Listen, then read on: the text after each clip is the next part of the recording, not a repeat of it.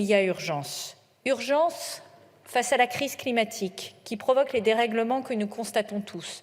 Méga-feux, inondations, sécheresses. Plus que jamais, personne ne peut regarder ailleurs. Urgence également face à la crise énergétique, la plus grave depuis les années 70.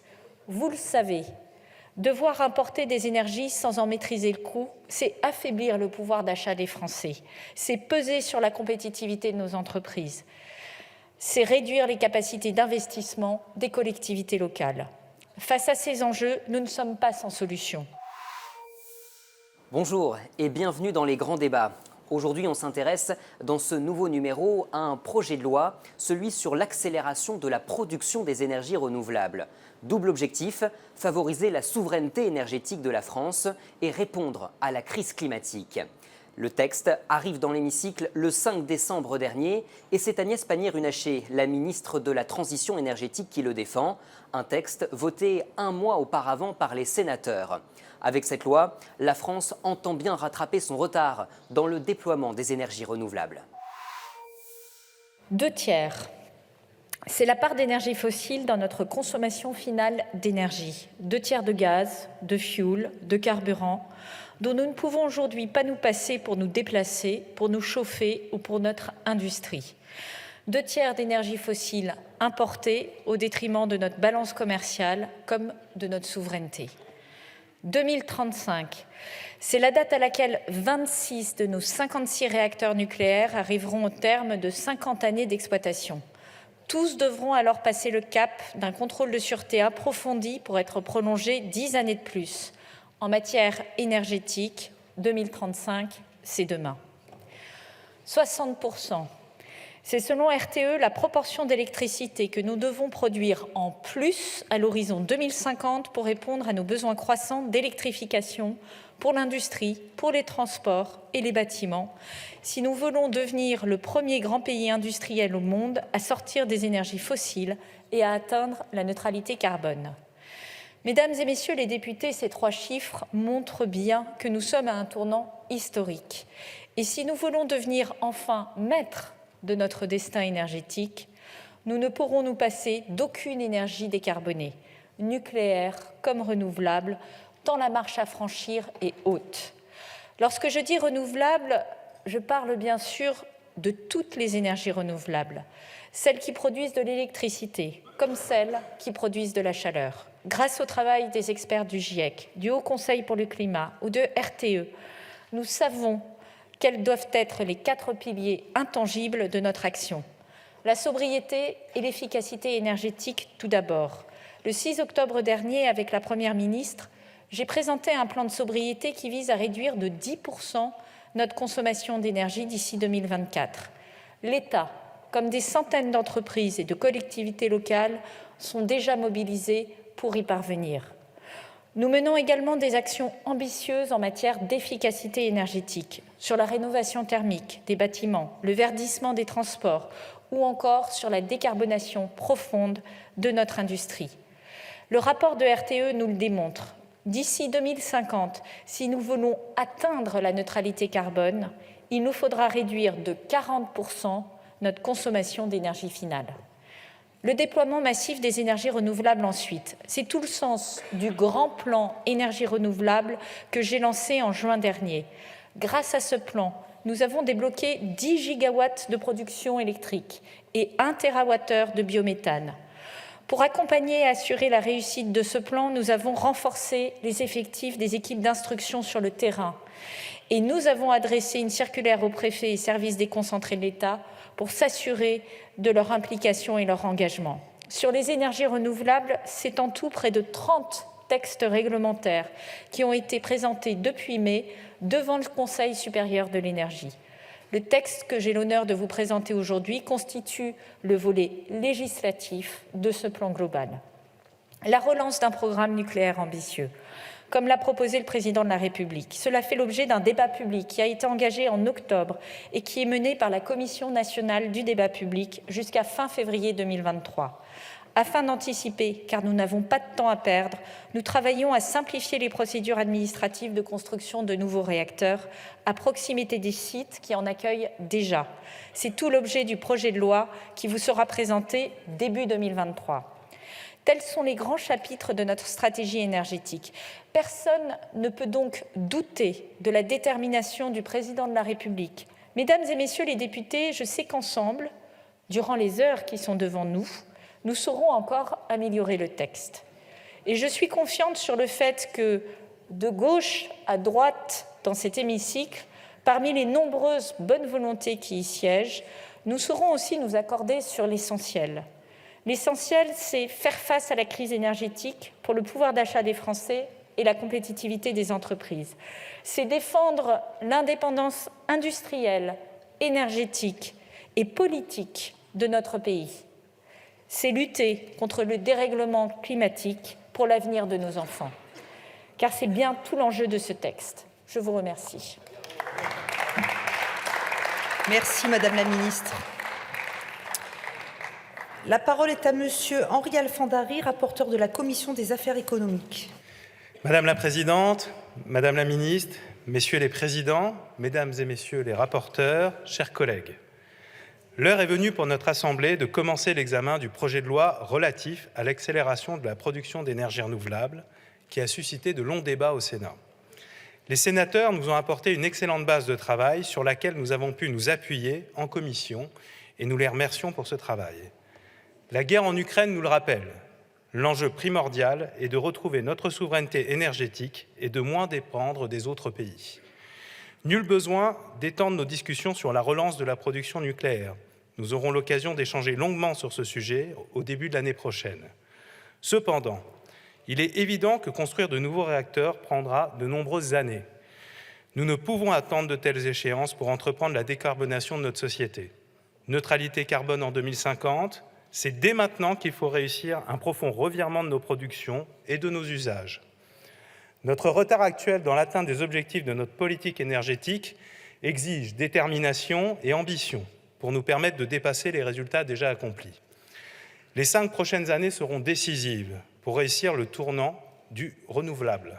Nous pouvons nous réjouir d'avoir établi une planification qui consacre les habitants et leurs élus, soit les territoires, comme pierre d'édifice de notre action, le retour d'un État facilitateur et accompagnateur pour que les choix issus de la concertation soient in fine les réalisations concrètes issues de leur volonté. Je vous remercie.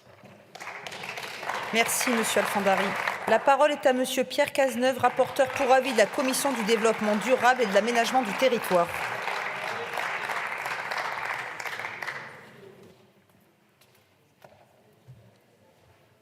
Aujourd'hui, 65% de notre consommation énergétique est de l'énergie fossile importée. Cela constitue à la fois une extraordinaire dépendance vis-à-vis de certains pays, mais aussi un impact particulièrement conséquent sur nos émissions de gaz à effet de serre. Ce projet de loi, il répond donc à un double objectif.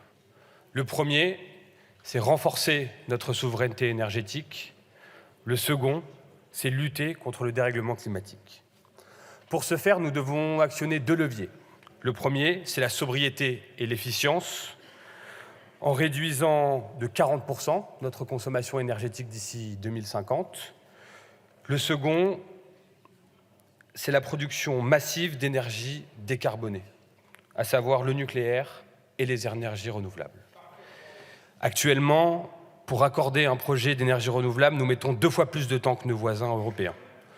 Pour ne prendre qu'un exemple, le parc d'éoliennes en mer de Saint-Nazaire, quand il a débuté, je passais mon brevet des collèges. Il a été inauguré seulement cette année par le président de la République. Le projet de loi doit nous permettre de rattraper notre retard grâce à 4 grands axes. Planifier le déploiement des énergies renouvelables dans nos territoires en partant des communes, rationaliser et accélérer les procédures administratives, faciliter l'implantation sur des terrains déjà artificialisés et enfin développer le partage territorial de la valeur. Le tout en préservant notre biodiversité et la nécessaire participation du public. Les débats en commission étaient passionnants, particulièrement riches, et je ne doute pas que nous poursuivrons dans cette même dynamique l'examen en hémicycle et dans ce même esprit, pour voter, là encore, ensemble ce texte et ne plus jamais devoir ouvrir de centrales à charbon. Je terminerai en remerciant mes collègues co-rapporteurs, Mme Aude Luquier, M. Henri Alfandari, M. Éric Bothorel, Mme la ministre, bien entendu, ainsi que l'ensemble de son cabinet, l'ensemble des chefs de file qui ont contribué à ces débats en commission, et bien évidemment les administratrices qui nous ont accompagnés tout au long de ce texte. Je vous remercie. La parole est à M. Éric Bothorel, rapporteur de la Commission des affaires économiques. Les Français reconnaissent aujourd'hui que pour faire face aux enjeux du climat et à la décarbonation de nos activités, la rapide mobilisation et le déploiement des énergies renouvelables est nécessaire aux côtés du renforcement de nos capacités en énergie nucléaire. Ils sont récemment 81% à considérer que l'installation de nouvelles fermes de panneaux solaires est importante et 40% estiment qu'il s'agit d'une priorité. Un sondage récent paru, il me semble, dans les Échos. Ce texte traduit cette attente légitime et nous ne pouvons pas les décevoir. Afin d'accroître notre autonomie stratégique, de lutter contre le réchauffement climatique, de sortir de notre dépendance aux énergies fossiles et d'atteindre la neutralité carbone en 2050, notre stratégie énergétique doit être ambitieuse. Elle tient en 3 mots, sobriété, nucléaire, renouvelable. Ce triptyque fixe un cap et permettra à la France de devenir une véritable puissance écologique et souveraine. En matière d'énergie renouvelable, la France est en retard sur ses objectifs. Il nous faut donc accélérer radicalement en divisant par 2 les délais entre la décision et la mise en service des installations. C'est l'ambition du texte que nous examinons aujourd'hui. Ce projet de loi mobilise tous les leviers d'accélération disponibles, procédures simplifiées, nouveaux sites d'implantation et nouveaux leviers financiers, le tout avec l'implication étroite des acteurs locaux dans le déploiement des projets. Le travail collectif en commission du développement durable et en commission des affaires économiques, et je salue à ce stade mes collègues rapporteurs des dites commissions, a permis d'acter de nombreuses avancées et je salue l'esprit de compromis de mes collègues députés et du gouvernement. Sur la question de l'agrivoltaïsme, le Sénat a posé une première pierre en proposant une définition perfectible. Les nombreux entretiens menés en commission avec les acteurs de la filière ont permis de nous forger une conviction. Les agriculteurs doivent avoir l'opportunité de se saisir de ce nouvel outil au service de l'agriculture, sans que les panneaux ne remplacent les troupeaux et sans que la production d'électricité ne vienne concurrencer la production et l'emploi agricole. Nous avons donc proposé et voté les améliorations de la définition initiale en préservant les fonctions écologiques des sols et en interdisant le défrichement en zone forestière pour l'implantation de panneaux photovoltaïques. J'espère que le travail en séance nous permettra de parachever cet encadrement. Concernant le foncier, davantage de terrains sont libérés pour nos énergies renouvelables. Le Conservatoire de l'espace littoral et des rivages lacustres est désormais consulté pour l'élaboration de la liste des friches pouvant faire l'objet d'un aménagement photovoltaïque.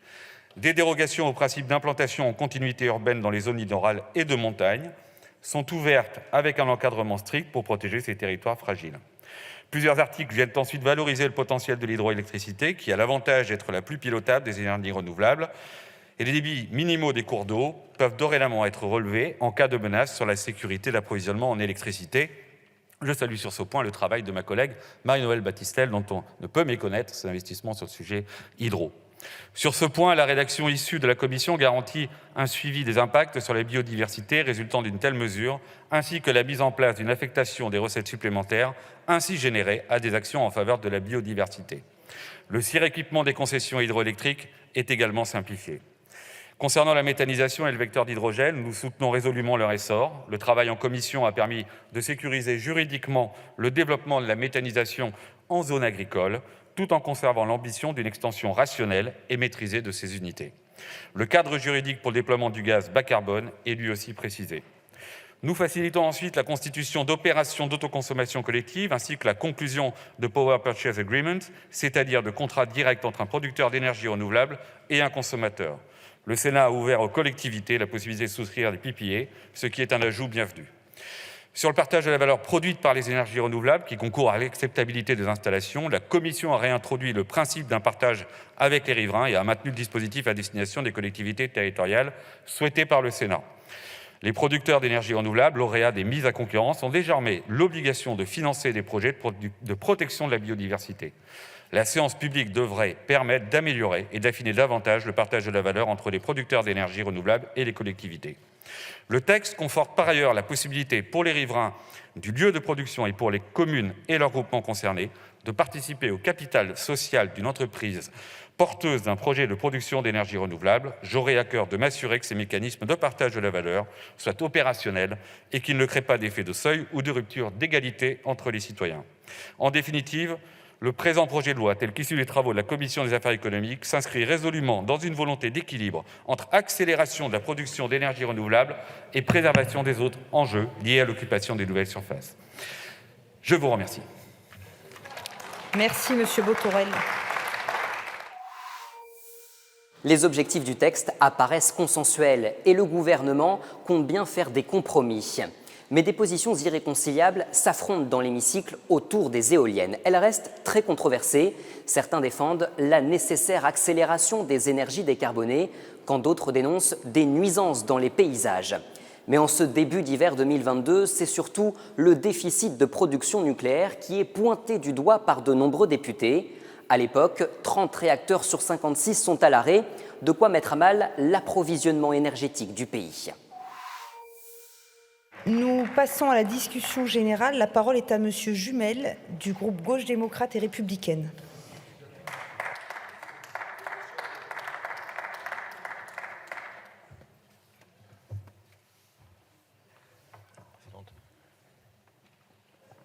Allons-nous passer l'hiver? Pas de panique, nous rassure-t-on au Palais de l'Élysée. Il n'y aura pas de coupure si le temps est bon, s'il n'y a pas trop de vent, s'il ne pleut pas et s'il fait beau, peut-être. Bref, si nous avons de la chance. Tous responsables et pas de panique. Voilà un slogan qui aurait pu lancer le capitaine du Titanic en plein milieu du naufrage. Car l'iceberg est devant nous. La coque du navire s'en approche à pleine vitesse et à défaut d'une véritable stratégie pour s'en détourner, éviter ainsi des mesures de délestage humiliantes et aux conséquences difficiles pour les ménages, pour les entreprises, le gouvernement nous a dégoté un nouvel outil, aussi gadget que dérisoire, EcoWatt, le nouveau bison futé des délestages, qui nous permet de savoir dans quel état se trouve le réseau électrique, comment il risque d'être coupé et surtout à quelle heure. Un outil pour gérer la peur et la panique plutôt que pour gérer la crise, puisque nous ne savons pas quelles sont les mesures concrètes qui vont nous permettre de passer l'hiver. Le déficit de production d'électricité d'origine nucléaire que nous connaissons actuellement, avec l'arrêt à 7 heures encore de 23 réacteurs sur 56, et le fait de carénage et le fruit de sous-investissement chronique est aussi le fruit de renoncement. Alors, que faire dans ce contexte ? Le gouvernement nous propose d'inverser les sujets et les débats. Au lieu de discuter du plan, nous travaillons d'abord à ses détails avec le projet de loi visant à accélérer les ENR. Autrement dit, alors que nous manquons de sécurité sur l'approvisionnement pour équilibrer l'équilibre offre-demande, nous cherchons à développer des moyens non pilotables en urgence, sans plan, sans stratégie et surtout sans maîtrise publique. Car si nous savons qu'il est essentiel de développer un mix énergétique équilibré, diversifié, qui rattrape le retard pris par le pays sur ce point, nous avons besoin d'un développement public planifié, exemplaire, concerté, intégrant les conflits d'usage à terre comme en mer. C'est évidemment une préoccupation majeure que nous formulons. Or, depuis de nombreuses années, la montée en puissance des ENR s'est faite au détriment de l'emploi local, de l'industrie made in France et de cette maîtrise publique que nous attendons. Nourris, appuyés par l'obligation d'achat, le complément de rémunération, les ENR ont ainsi pu largement bénéficier d'un soutien public sans jamais que la Commission européenne d'ailleurs n'y trouve rien à redire. Des dizaines de milliards d'euros ont ainsi permis à tous les porteurs projets privés d'investir nos paysages. La montée en puissance des ENR s'est faite sans planification, un développement anarchique qui a répondu à une seule logique, celle du marché. Les porteurs de projets ont développé ainsi la plus rentable et la plus facile. Exemple, l'éolien plutôt que la géothermie. Les porteurs de projets ont également fait le choix de concentrer les installations là où la rentabilité est la plus évidente, la plus immédiate, chez les pauvres, Hauts-de-France, Grand Est ou nord de la Seine-Maritime où la saturation commence à se faire jour. Une logique qui a suivi également l'éolien en mer. L'exemple parfait de ce que le marché peut faire à nos écosystèmes marins en mépris total à la volonté des élus, des pêcheurs, est celui du projet au large du Tréport. Ce projet de loi est un signal au marché. En France, c'est désormais open bar au développement sans contrainte des ENR. Rien ne sera entravé, les VRP des éoliennes, des panneaux solaires, car rien n'existe dans ce projet, ou pas grand-chose, devrais-je dire, pour empêcher le développement hors des zones telles qu'elles sont définies prioritairement par les maires. Ce projet de loi ne revient sur rien et propose au contraire d'accélérer la mise en miettes de la péréquation tarifaire, même si j'ai cru comprendre qu'un amendement visait à corriger cela. On l'examinera évidemment avec attention. Nous alertons, je termine par là, nos collègues, y compris l'ensemble des collègues de gauche qui sont attachés et de droite qui sont attachés à l'unicité d'EDF. Car ce projet peut constituer le premier levier, la première marche, le premier cheval de Troie qui dessine le retour déguisé d'Hercule 2.0. Ce projet que vous attendez tant pour démanteler une fois pour toutes EDF, après avoir livré les ENR au marché et à la rentabilité, vous allez investir dans les EPR, préparer à la découpe notre fleuron. Et si nous passons l'hiver, nous, au travers de votre impréparation, vous concoctez un plan qui nous permet de douter sur le fait que EDF ne peut pas passer l'hiver. Le groupe GDR a déposé une centaine d'amendements qui visent à mettre en place des garde-fous, à corriger la copie. C'est avec cet état d'esprit que nous entamons ce débat passionnant. Merci, Monsieur Jumel. La parole est à Monsieur Bricout, du groupe Liberté Indépendant Outre-mer et Territoires. Moi, je m'attarderai sur 2 points simplement, sur la planification en particulier et sur l'éolien terrestre qui pose effectivement des problèmes sur notre territoire. Je crois qu'on est quelques-uns à s'en soucier aujourd'hui. Madame la ministre, le constat est clair. On est les derniers élèves de l'Europe pour un pays qui, quelquefois, est un président qui donne des leçons à l'Europe, qui donne des leçons au monde entier. Je dois avouer que ça fait un petit peu désordre d'être le mauvais élève, en fin de compte, en matière de production des énergies renouvelables. Et c'est bien dommage. Et comme je disais, je pense qu'on aurait préféré avoir un ordre du texte, que le texte soit dans le bon ordre. À partir de ce constat, évidemment, on ne peut que... c'est difficile, quelque part, de s'opposer au texte sur les objectifs, en tous les cas, de ce texte. Ici et là, bien sûr, on entend quelques divergences par rapport au sujet du nucléaire, mais je crois qu'il ne faut pas perdre de vue 2 choses qui sont de toute façon sûres. C'est que le nucléaire, si on doit le développer, ce n'est pas avant 10 ans. Par contre, l'usage électrique, l'électrification des usages, c'est tout de suite. Donc, à partir de là, le texte, je pense que ce soit au niveau de notre groupe, que ce soit au niveau quelquefois des populations, on voit bien qu'il faut de toute façon accélérer cette production de l'éolien. Le problème, jusque-là, je vais dire, tout va bien. Mais c'est quand on arrive dans la déclinaison sur nos territoires, la déclinaison des objectifs, que là, ça commence à poser problème. Donc je pense qu'il faut laisser aux élus, laisser à la population ses responsabilités. On est capable de savoir faire sur notre territoire. Ce qu'on veut, c'est pouvoir refuser des projets. Je vous l'ai dit, quand les projets ne sont pas tout simplement partagés, quand ils ne sont pas désirés tout simplement sur notre territoire. Alors, on vous a proposé quelques dispositions. C'est venu d'ailleurs sur plusieurs bancs, même de l'opposition. Je crois qu'il y avait Delphine Batho qui avait proposé, qui propose toujours d'ailleurs, de définir un indice de saturation visuelle. Je pense que ça peut faire partie des éléments qui peuvent être entendus ou qui peuvent être, en tous les cas, expertisés.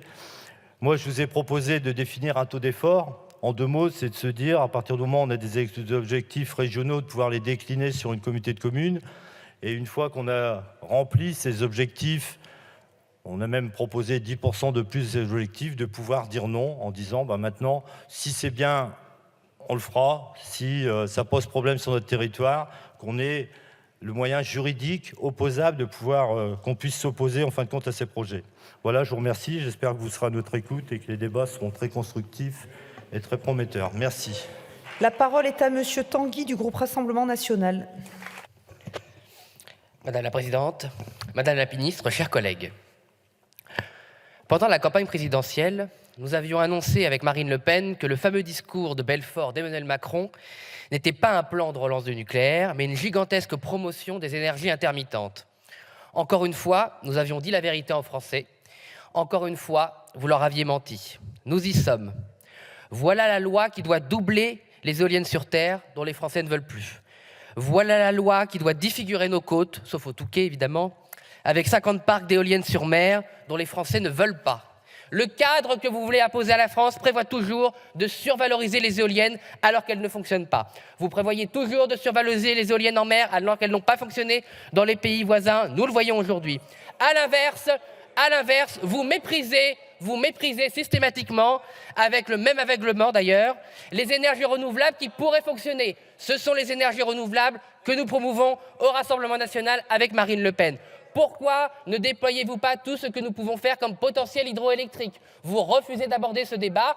Je remarque que la voix du nucléaire a enfin parlé du déploiement des STEP. Qui avait parlé du déploiement des stations de pompage massif pendant la présidentielle? C'est Marine Le Pen et personne d'autre. Je vois que vous refusez toujours de parler du développement massif de la géothermie. Qui en avait parlé comme énergie renouvelable? C'est Marine Le Pen. Je vois que vous avez enfin timidement commencé à parler d'hydrogène, même si les actes ne suivent pas. Qui a parlé d'hydrogène depuis 2005? C'est Marine Le Pen. Donc en fait, cette loi n'est pas le procès des énergies renouvelables, cette loi est le procès des énergies stupides et aveugles que vous continuez à imposer aux Français malgré vos échecs, malgré les factures. Cette loi, une fois plus je le dis, est une loi idéologique, c'est une loi obsolète, mais c'est surtout une loi cynique. C'est le cynisme propre à la Macronie. Vous retournez systématiquement les aspirations des Français contre eux-mêmes. Vous leur faisiez miroiter quelques réacteurs nucléaires pour faire diversion, pour imposer des milliers de mâts éoliennes sur terre et en mer, des milliers de panneaux photovoltaïques. Vous faites miroiter aux Français une politique souveraine alors que vous ne faites qu'appliquer la folie allemande, comme je l'ai déjà dit. Et vous refusez systématiquement d'en parler. D'ailleurs, Madame Pannier-Runacher, pouvez-vous enfin nous dire où en est le contrat d'échange entre le gaz français, enfin le gaz que les Français ont acheté, et l'électricité que l'Allemagne est censée nous fournir? Nous n'avons toujours aucune transparence sur ce domaine-là. Votre aveuglement est tel qu'il faut encore donner un autre chiffre. Le bouclier tarifaire, qui est là uniquement pour effacer vos erreurs et pour protéger les Français de vos propres turpitudes, va coûter plus de 100 milliards d'euros. C'est-à-dire plus cher que le parc nucléaire français que nous avons construit pendant 20 ans. Bref, cette loi... Oui, Madame Pannier-Runacher, ce sont les chiffres de Monsieur le maire. Peut-être que vous les ignorez. Bref, la loi que nous allons discuter ici n'a aucun sens autre que de toujours reproduire les mêmes erreurs. Ce ne sont pas les énergies renouvelables que nous refusons, c'est votre aveuglement, c'est votre irrationalité et, il faut bien le dire, votre irresponsabilité. Soutenir votre loi, c'est condamner toute vraie transition énergétique pour lier notre destin au gaz russe et au gaz qatari. C'est condamner les Français à la précarité énergétique, c'est condamner les Français à la pauvreté organisée. Cette loi n'est pas mauvaise, elle est suicidaire et donc nous la combattrons. Merci Monsieur Tanguy. La parole est à Madame Guettet du groupe La France Insoumise.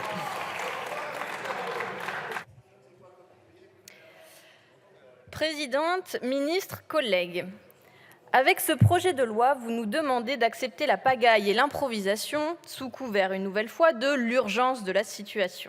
Mais cette fois-ci, l'urgence est énergétique. Votre impréparation est telle que vous nous annoncez prochainement des écoles fermées faute d'électricité.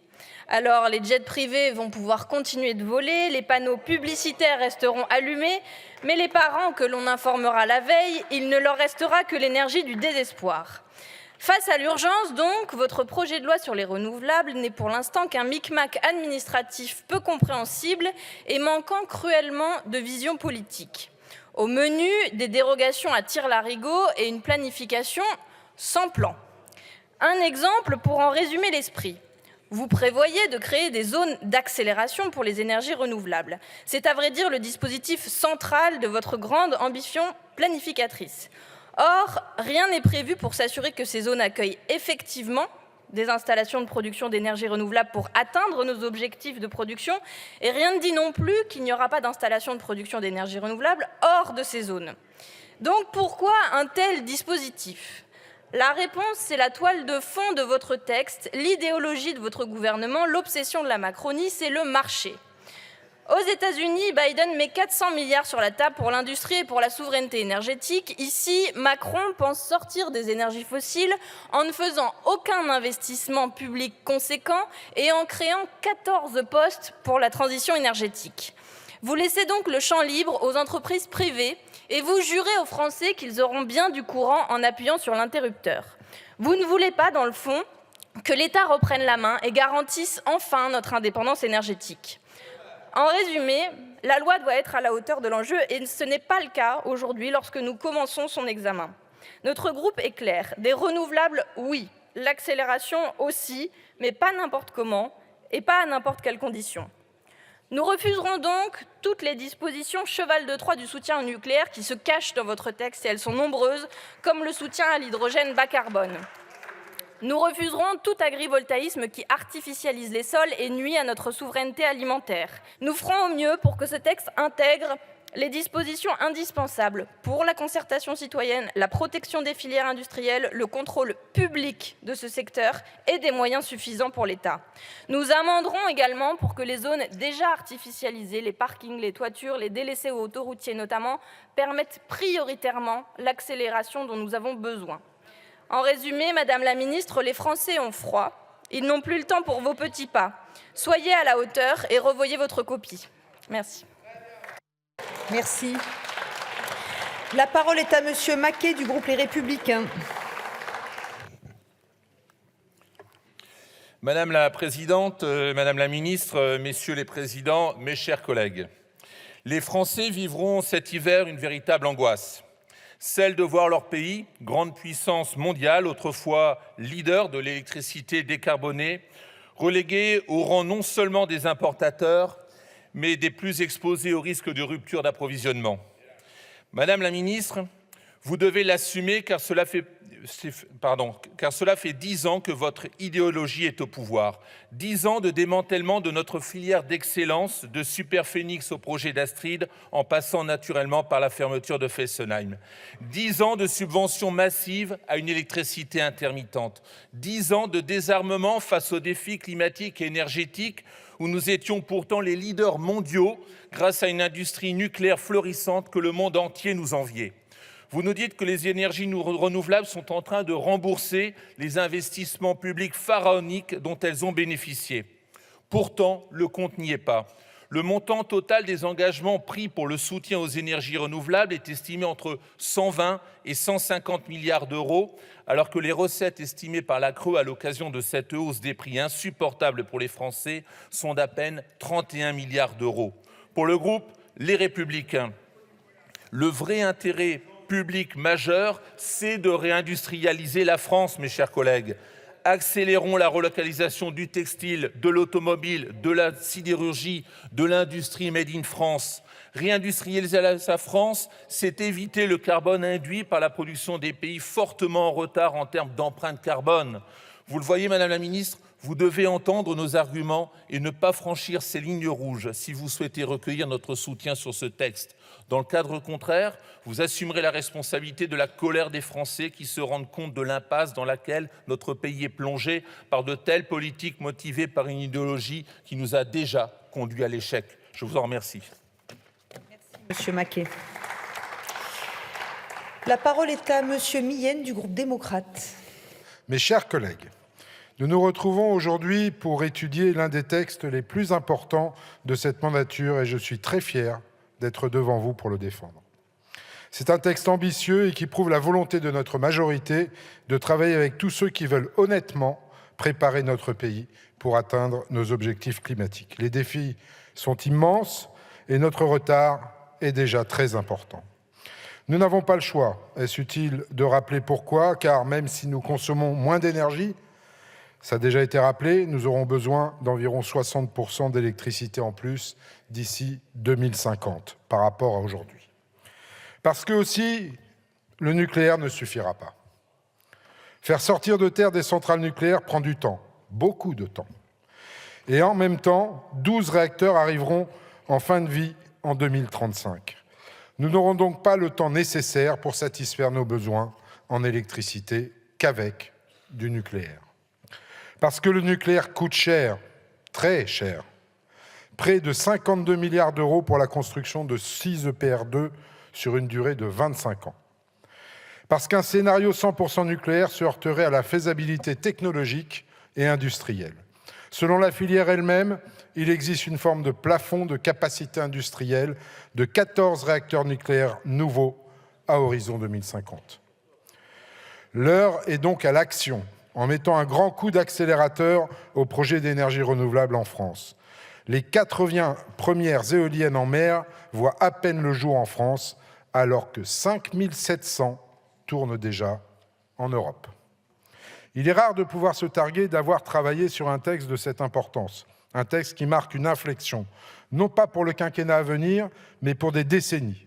Il y a de cela près de 40 ans, nos prédécesseurs ont défini la politique énergétique de notre pays et nous bénéficions encore aujourd'hui de ces retombées positives. Nous avons la même responsabilité aujourd'hui. C'est non seulement une responsabilité pour nous-mêmes, mais aussi pour nos enfants, pour notre pays et pour l'Europe. Pensons au bien commun, dépassons nos clivages habituels et votons ce texte. Je vous remercie. Merci, Monsieur Millienne. La parole est à Madame Battistel du groupe socialiste et apparenté. Madame la Présidente, Madame la Ministre, Madame et Messieurs les rapporteurs, chers collègues. Le groupe socialiste et apparenté s'était exprimé de manière particulièrement critique quant au contenu du projet de loi d'accélération des énergies renouvelables qui nous avait été présenté en août dernier. Je ne reviendrai pas sur la question du calendrier inversé entre tous les textes et projets de loi énergie prévus dans l'année qui vient, ENR, nucléaire, EDF, PPE. Nous en avons longuement parlé, mais avouez, Madame la Ministre, qu'il est difficile de définir les outils de mise en œuvre d'une programmation à l'aveugle. D'autre part, la sobriété, la grande oubliée, alors même qu'elle doit être au cœur de nos politiques énergétiques, au même titre que les ENR. Le texte lui-même ne comportait d'ailleurs aucune mesure de planification territoriale, condition même du succès de cette accélération. Aucune mesure de développement de l'énergie solaire sur des surfaces déjà artificialisées, ou presque. Rien sur la chaleur renouvelable, ou encore l'hydroélectricité, alors même que l'augmentation de puissance des ouvrages existants n'est pas encore effective, 3 ans après la loi énergie-climat qui le permettait. Qu'attendons-nous ? Dans cette loi, il y a un certain nombre de simplifications et de coordinations utiles, notamment pour l'éolien en mer, et d'autres où l'utilité des mesures proposées était plus discutable, comme le Sénat l'a lui-même soulevé. Sur les délais de procédure, par exemple, nous ne devons pas légiférer aux seules fins de placer une rustine pour cacher le problème central et majeur qu'est l'insuffisance des moyens de l'État dans les territoires, d'une part pour instruire les projets et d'autre part pour instruire les recours. L'arrêt des suppressions de postes dans le PLF 2023 met fin à l'hémorragie, Madame la Ministre. Il ne redonne pas au DREAL, au DDT, à la justice administrative des moyens suffisants, et en tout cas au niveau de l'ambition que nous avons pour le développement des énergies renouvelables.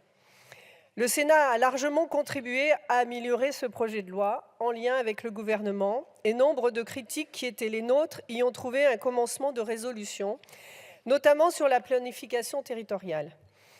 Nous avons identifié, lors des débats, 2 points durs qui demeurent dans le texte et qui font encore obstacle à un vote favorable de notre part. Car notre ambition est bien d'améliorer toujours plus ce projet de loi afin de pouvoir le voter presque comme le nôtre. Cette première ligne rouge est la question du solaire au sol, en particulier en zone agricole. Nous pensons que le photovoltaïque doit d'abord être développé sur les zones artificialisées et nous avons fait des propositions en ce sens en commission. Nous avons ainsi obtenu que le niveau de couverture des toitures des nouveaux bâtiments tertiaires soit porté de 50 à 60% de leur surface, par exemple, même si nous considérons que nous pouvons faire davantage. Et nous proposons de faire des zones d'activité économique, des zones prioritaires de développement des énergies renouvelables. La définition du solaire au sol en zone agricole à l'article 11 des SIES, tel que proposé en commission, aurait permis à ces projets de se développer sans entrave. Nos sous-amendements adoptés en commission et permettant de durcir sa définition ont marqué un premier pas, mais qui reste insatisfaisant. Les nombreuses sollicitations d'énergéticiens reçues depuis nous ont confortés dans notre analyse. Nous avons poursuivi nos débats sur cette question ces derniers jours et avons formulé une proposition de rédaction qui permette de trouver une issue favorable. Notre deuxième ligne rouge, c'est ensuite la question du partage de la valeur. Nous l'avons dit, Celle-ci doit profiter au territoire sans remettre en cause le principe cardinal de la péréquation tarifaire, et c'est ce que vous aviez proposé pourtant. L'accueil d'installations de production d'ENR n'est pas une charge qui implique une indemnisation, mais une contribution à un effort national qui justifie des retombées positives. À cet égard, nous nous sommes totalement opposés à une forme de retour, notamment aux particuliers, par une remise sur la facture d'électricité. Ce mécanisme sera source de conflits, de jalousie de voisinage entre les habitants parfois d'une même rue selon les modalités du zonage. In fine, cela se fera au détriment des projets. De plus, cela aura un coût qui sera supporté par les charges de service public, donc par les autres contribuables. Nous avons senti en commission que la majorité était également divisée sur ce point, et cela demeure pour nous un point extrêmement dur.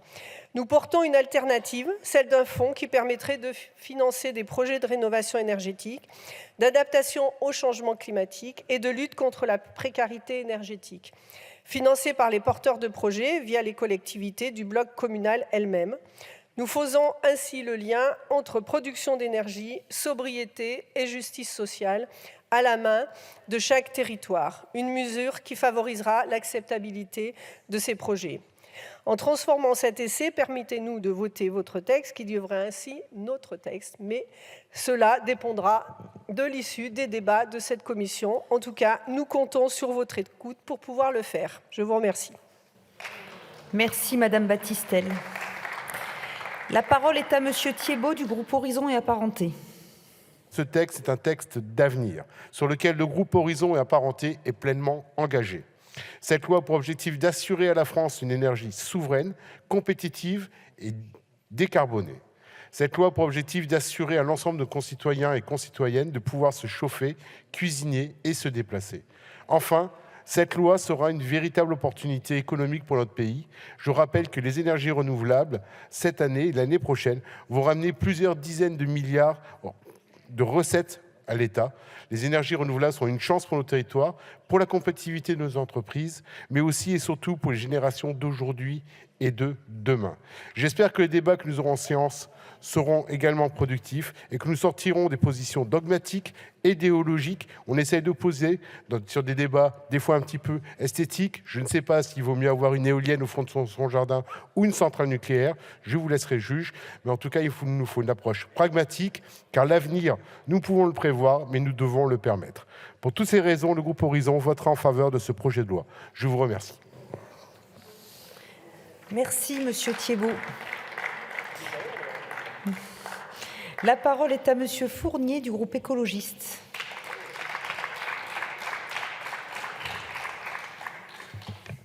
Madame la Présidente, Madame la Ministre, Mesdames, Messieurs les rapporteurs, chers collègues, nous, écologistes, attendions depuis longtemps un texte sur les énergies renouvelables. Elle constitue pour nous un des 3 piliers d'une politique énergétique efficace, écologique et socialement juste. Une sobriété énergétique pour réduire nos consommations et le gaspillage, l'efficacité énergétique à tous les niveaux pour optimiser nos consommations et une trajectoire 100% énergie renouvelable pour produire une énergie propre et remplacer la dépendance aux énergies fossiles. Nous, écologistes, attendions un texte pour rattraper le retard de la France en matière de déploiement des énergies renouvelables. En 2020, elles n'ont représenté que 19% de la consommation finale contre les 23% qui étaient prévus. Seul pays européen à ne pas avoir atteint ces objectifs. Nous avons eu plusieurs échanges, vous avez ouvert la porte, nous espérons qu'elle ne se refermera pas. Eu égard au chemin parcouru par ce texte, avec des plus et des moins, nous restons très attentifs au débat. Nous ne sommes pas à l'abri de mauvaises surprises ou de bonnes surprises pendant les temps de nos débats. Mais disons-le, pour nous, tout ne se joue pas sur ce texte. Il serait inconcevable d'essentialiser ce texte en disant que nous serions dans l'an zéro des énergies renouvelables. Nous n'avons pas avancé, il faut reconnaître ce qui n'a pas été fait et pourquoi nous en sommes là. Mais il nous faudra une loi de programmation ambitieuse. Il nous faudra une planification et les moyens qui vont avec. Il nous faudra renforcer les services de l'État, c'est indispensable pour réussir. Il nous faudra une ambition pour l'appropriation collective de la transition énergétique. Le débat qui est à l'œuvre, et j'étais ce matin dans un des débats de la CNR, organisé avec la CNDP, il n'y avait pas beaucoup de monde. C'est un débat un peu discret. Il nous semble qu'il nous faut un grand temps de concertation beaucoup plus fort que celui qui s'amorce aujourd'hui. Et sans une articulation efficace avec les enjeux de sobriété, sans un développement des filières, j'en ai parlé. Ne faisons pas jouer à ce texte ce rôle si essentiel qu'il justifierait les errements du passé et les renoncements que nous avons déjà connus et qui pourraient se reproduire. Nous souhaitons qu'il soit un bon texte de méthode. Nous y avons travaillé avec sérieux et nous continuerons à le faire. Madame la Présidente, Madame la Ministre, Messieurs les rapporteurs, chers collègues, il n'y aura pas d'école le matin dans les zones qui subiront des coupures de courant programmées et ciblées cet hiver, a confirmé ce jeudi 1er décembre le ministre de l'Éducation nationale, Pap Ndiaye. Des mots inimaginables, inenvisageables, surréalistes en 2022 en France. Pour clore tout débat, le gouvernement nous explique que c'est le prix à payer de la guerre en Ukraine. Excuse cynique alors que le peuple ukrainien, dans un froid glacial, continue de se battre pour arracher sa liberté. La vérité est moins héroïque, puisque c'est aussi le prix des errements de l'État stratège et de l'absence de commandes d'EPR durant la décennie 2010 que nous payons aujourd'hui. Il y a 10 ans, si la filière avait pu lancer des chantiers, nous aurions davantage de salariés que nous aurions pu déplacer vers les urgences à traiter sur le parc actuel, a martelé le PDG d'EDF de l'époque, Jean-Bernard Lévy, lors de son audition à l'Assemblée nationale en septembre dernier. Résultat des courses, 25 des 56 réacteurs du parc nucléaire français sont aujourd'hui à l'arrêt, une situation qui dure depuis le printemps 2022. Souvenons-nous par exemple de la fermeture de Fessenheim. L'argument invoqué, l'écologie, ou plutôt une certaine idée de l'écologie. Militante et parfois même stupide car déconnectée du réel. En réalité, une mesure pour appâter le ministre de l'Environnement d'alors, un certain Nicolas Hulot.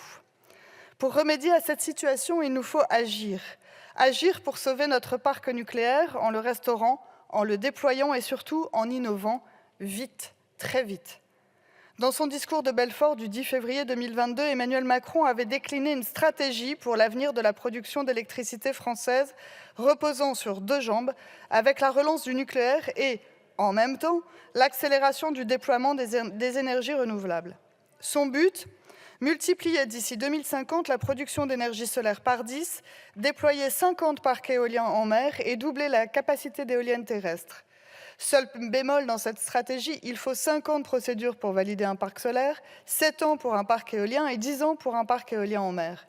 Et je ne parle même pas des oppositions féroces et tenaces que suscite l'éolien, rendant son acceptation par les Français de plus en plus difficile. Je citerai simplement ici les 2 parcs de l'Espignon et de Puy-Salicon chez moi dans l'Hérault, où du fait d'une forte mobilisation, les projets éoliens ont finalement été abandonnés.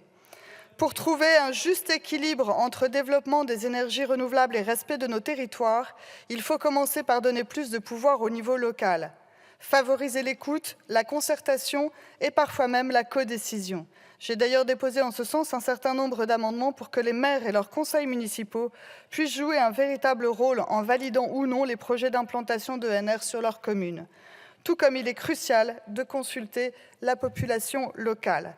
Et puis, il faut innover, avec notamment l'hydrogène décarboné ou bas carbone.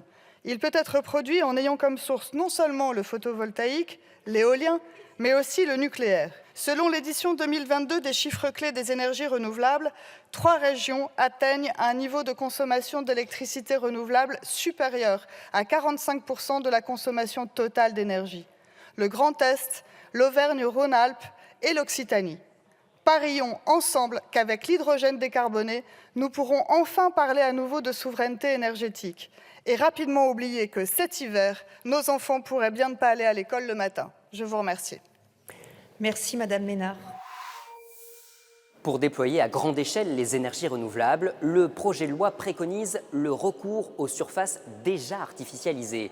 Une manière de répondre aux écologistes et aux insoumis qui reprochent au gouvernement de ne pas suffisamment prendre en compte la sauvegarde de la biodiversité. Le projet de loi entend également installer des panneaux solaires sur les parkings dont la surface excède 2500 mètres carrés. Mais les députés ne l'entendent pas de cette oreille. Ils vont parvenir à relever l'ambition du texte. On a fait une série d'amendements, donc je vais les défendre tous d'un coup. Il y a le 2466 qui arrive après. Bon, là, on est sur un premier amendement qui vise juste à montrer l'urgence. Je pense que c'est une des urgences dont on peut vraiment se saisir dans ce projet de loi d'accélération sur les renouvelables. C'est de prioriser absolument sur les zones déjà fortement artificialisées, et c'est évidemment le cas des parkings de stationnement. Et donc ça, c'est un premier amendement qui descend le seuil ici à 1000 mètres carrés. 2500 mètres carrés, ça nous paraît vraiment insuffisant. Il semble en plus qu'il y ait un seuil entre 1000 et 1500 mètres carrés qui fasse gagner beaucoup de temps dans les procédures d'autorisation et qui nous permettent donc véritablement d'accélérer. Et le gisement photovoltaïque, ça a été dit par ma collègue Aurélie Trouvé, mais on doit multiplier le photovoltaïque par 22 dans les 30 ans à venir. Si jamais on ne le fait pas sérieusement sur les parkings avec des ombrières, on ne le fera pas tout court. Et on discutera après de l'agrivoltaïsme, mais il est évident que si là, il n'y a pas un signal clair sur des zones qui sont entièrement bétonnées, sur lesquelles on pourrait mettre véritablement un coup de boost, je crois qu'on n'arrivera à rien si jamais on se met à rentrer dans les détails ensuite sur des terres agricoles, productives, etc. Pour nous, la limite, elle est claire entre ces deux options. Et là, je crois qu'il est temps d'envoyer un message sur ce qu'on est en train de faire dans cette Assemblée nationale. L'accélération PV sur les parkings en ombrière, ça ne détruit pas d'espèces, ça ne pose pas de problème sur la biodiversité, et je pense que c'est vraiment un facteur d'accélération majeur. Madame Guettet, j'imagine que du coup vous avez défendu le 2466. C'est 1500 mètres carrés. Oui. Oui, mais par contre, on va retirer le dernier de la série qui montait jusqu'à 2000, parce qu'il nous semble qu'on est raisonnable et constructif, mais enfin que là, c'était un petit peu trop. Et alors, donc, attendez, le dernier de la série à 2000, c'est le 2457. Oui, c'est ça, exactement. Et donc, on en maintient deux, avec deux options, l'une plus ambitieuse que l'autre. Madame Pompili, le 2788. Oui, là, on va tous essayer de trouver le seuil le plus adapté, quoi. Sachant que 2500 mètres carrés, c'est trop. Et donc, là, il y a des propositions à 250. Le mien, c'est 500. Il y en a d'autres à 1000. Essayons de voir ce qui est le plus adapté. Mais clairement, on a besoin de baisser ce seuil. Merci. Le 232, Monsieur Fournier. Merci Madame la Présidente. Alors j'ai dit défendu, mais on a proposé 250, on a proposé 500, 750 et 1000. Voilà, et c'est notre dernier prix. Moi, j'émettrais un avis favorable sur le 2466 de Madame Guettet, qui est sur 1500 mètres carrés et qui nous permet pertinent pour développer les bons ombres. Oui, je sais peut-être que c'est pas assez loin, Monsieur Fournier, mais pour autant, voilà, avançons déjà sur ce niveau-là, de manière à ce qu'on puisse déjà développer les ombrières sur cette surface-là et qu'on puisse répondre aux ambitions que nous avons au niveau écologique. Alors, oui, nous, effectivement, on va... dans toute cette liste d'amendements, ce qu'on propose de soutenir, c'est 2000 mètres carrés. 2000 mètres carrés, c'est la conversion des 80 places qui avaient été votées au Sénat. Donc, ça permet de réaligner les deux. Au passage, pour répondre à Madame Guettet qui soulevait la question des procédures, vous savez que la procédure des 500 kVC a été augmentée et que maintenant, ça correspond à des parcs de moins d'un mégawatt où on peut être dans la situation que vous mentionnez, c'est-à-dire en procédure accélérée. Donc cette question de la procédure allégée sur des plus petits parcs, elle ne se pose pas à 2000 mètres carrés ou à 2500 mètres carrés. Je pense que c'est important de le partager parce que c'était un bon argument, mais là, il tombe. Ensuite, nous en arrivons à un amendement 2466. Alors là, écoutez bien, mes chers collègues, nous avions eu un avis favorable de Madame la rapporteure, mais défavorable de Madame la ministre, Sagesse, qui a donné un avis favorable aux amendements qui viennent par la suite. C'est clair pour tout le monde? Ou je répète, avis favorable de Madame la rapporteure et avis de sagesse de Madame la ministre, qui a donné un avis favorable à des amendements qui viennent après. Donc, qui est pour?